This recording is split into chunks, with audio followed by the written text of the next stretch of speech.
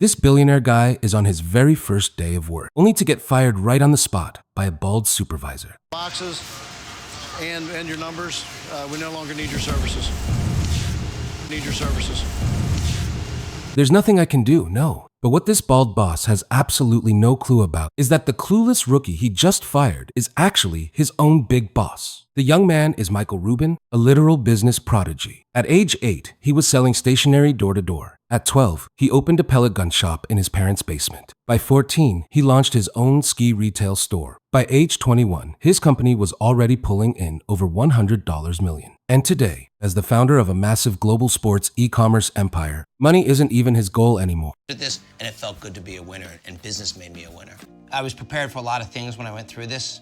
Talk about the ultimate flex. But as industry competition gets fierce, to keep his empire growing long-term, he decides to go undercover as a temp worker on the front lines. To see how his business actually runs from the ground up. When he tells his board of directors, they just laugh at him. That's going to be a disaster. Haha. Stop one. The CEO arrives at a massive fulfillment center in Richwood. This place ships out over 75,000 packages every single day. Disguised as a temp, he teams up with a blonde worker to load trucks. But things go south instantly. The high-speed conveyor belt doesn't give him a single second to breathe. Buried under boxes, he loses his grip completely. With one clumsy move, he accidentally hits his trainer right in the head. As he feels terrible, packages keep crashing down. It's an absolute mess. When the supervisor comes to check on him, he tells Rubin straight to his face that he's the worst worker he's ever seen. The supervisor then moves him over to sorting. Here, the CEO watches his trainer crush the work with incredible speed, bringing massive efficiency to his company. During a quick break, he learns she's only been there for less than 3 weeks. She loves the job and hopes to get hired full-time because she has a son in college to support. Before they know it, it's 5:30 p.m. and the brutal shift finally ends. The billionaire feels completely broken, wishing for nothing but a good sleep. Day 2 arrives. The boss heads to a customer service call center in Melbourne. Today, he's going to be a customer rep. Handling complaints is easily the most stressful job here. A blonde guy handles the angry customer hotline. As he takes calls effortlessly, he walks Rubin through the whole process, then lets the boss try a few on his own. At first, the CEO is stuttering and sweating, but under his trainer's guidance, he slowly gets the hang of it. It's a simple 3-step rule. Apologize first with a good attitude, offer a solid solution, and make sure the customer is happy. In his interview, Rubin admits this blonde guy is a natural-born pro, joking that he'd make an excellent hostage negotiator. During a chat, Rubin learns the guy used to work for a major phone company. But when his baby daughter was born, her heart suddenly stopped beating. Devastated, he couldn't focus on work and got fired the only time in his life. The couple planned to marry after her birth, but now they are grinding and saving every penny just to buy the 2 plots next to their daughter's grave. Rubin is deeply, emotionally moved. He never expected this always smiling young man to be carrying such heavy heartbreak. Next up, he trains with a tomboy rep. But unlike the friendly blonde guy, her attitude toward frustrated customers is completely different. This makes Rubin furious. What exactly happened? Turns out she believes in fighting fire with fire, refusing to give in to customers. She completely ignores their complaints and talks over them with a rude, arrogant tone. When a customer demands the corporate number to file a complaint, she couldn't care less, rattling off the number with a smirk. This drives Rubin absolutely insane. If the cameras weren't rolling, he would have fired her right on the spot. It opens his eyes to the major customer service issues in his company. Stop 3 takes Rubin to an order management hub in Kentucky. Every single worker here is strictly tracked for packing and shipping speed. The zone Rubin is assigned to requires packing a brutal 90 items per hour. Today, he has to face this speed challenge. The bald supervisor gives him a quick brief and hands him over to a lady with curly hair. The CEO is blown away by her lightning-fast packing speed. But when he steps up, the vibe changes instantly. He fails miserably, admitting he can't keep up. While working, Rubin learns she has 2 sons who are absolutely obsessed with football. Working 7 days a week, she barely has any time for them. To get her boys into the league, she spends her precious free hours volunteering for the program, which successfully got them onto the team. She adds that this company is truly worth giving her all for, because they cross-train workers across multiple departments, so she never gets stuck doing the same mind-numbing task all day. Hearing this makes Rubin incredibly proud. But break time is over, and the real test begins. Rubin must pack completely solo for the supervisor's final performance review. Even though he goes full speed and scrambles frantically, he doesn't even hit 10% of his trainer's speed. Worse, he slaps shipping labels on the bottom of the boxes, making them completely unscannable for the machines. With a failed speed run and 2 major screw-ups, the bald supervisor marches right over, leading to the opening scene. In his entire career, this is the first and only time he has ever been fired from his own company. After an awkward goodbye to his trainer, he walks away in shame. Rubin's final stop is another order fulfillment center in Louisville. This is where they pick items off the massive sorting line. He's about to pull his very first night shift. A friendly guy named Black leads the way. Equipped with an item tracking scanner gun, Black explains the layout and takes off blasting down the aisles. Rubin asks if everyone always walks this fast. Black tells him he walks at least 9 to 10 miles every single day, just wanting to give 100% to his job. Rubin is deeply impressed. Later, they head to the break room. The moment the door opens, Black's little daughter runs in and gives him a massive hug. Watching them, Rubin instantly misses his own family. Realizing his busy schedule has kept him away from hugging his own wife and kids for way too long. Black shares that although he didn't get enough love from his own father, he will never let his daughter feel that void. He wants to pass down nothing but positive energy. All his hard work is 100% for her future. Rubin then challenges Black to a picking race to see who can scan and pull items faster. Go. Rubin sprints as fast as he can, but despite his best effort, the outcome is exactly what you'd expect. Black takes the win with a massive smile. With that, Rubin's undercover journey comes to an end. He calls all the employees he worked with into the corporate headquarters. The moment they realized the clumsy rookie was actually the company's CEO, their jaws literally dropped to the floor. After the shock comes the life-changing reward. First is the blonde warehouse worker. The CEO loves her incredible work ethic, so the company promotes her to a permanent, full-time employee complete with full benefits. Next up is Black. The CEO praises his speed and thinks he's an incredible dad. He gives Black a $1,000 gift card to buy his daughter the ultimate Christmas gifts, plus puts him into a fast-track management training program for an instant promotion. Then comes the curly-haired packing pro. The CEO is blown away by her hyper-efficiency, so he donates $5,000 cash to fully sponsor her son's football league. The blonde call center guy turns out to be the luckiest. Hearing his heartbreaking story, the CEO hands him $10,000 cash for his wedding fund. The guy breaks down in tears. Finally, it's the rude tomboy rep. Seeing her old clumsy temp turn into the billionaire CEO, she freezes in pure terror. The CEO calls her out for her horrible customer service. She tries to blame it on only having 2 days of training, but the CEO makes it clear that's no excuse for treating customers poorly. She realizes her mistake and apologizes. Weeks later, after going through retrainings, she ultimately chooses to resign. To wrap up, the CEO shares his undercover footage with the entire company. Watching their billionaire boss fumble and fail on the front lines, the entire room bursts into roaring laughter. Through this undercover journey, the boss brought himself closer to his people than ever before. He knows it's the incredible grind of these frontline workers that builds a truly powerful and great company, and for that, he is deeply grateful to every single one of them.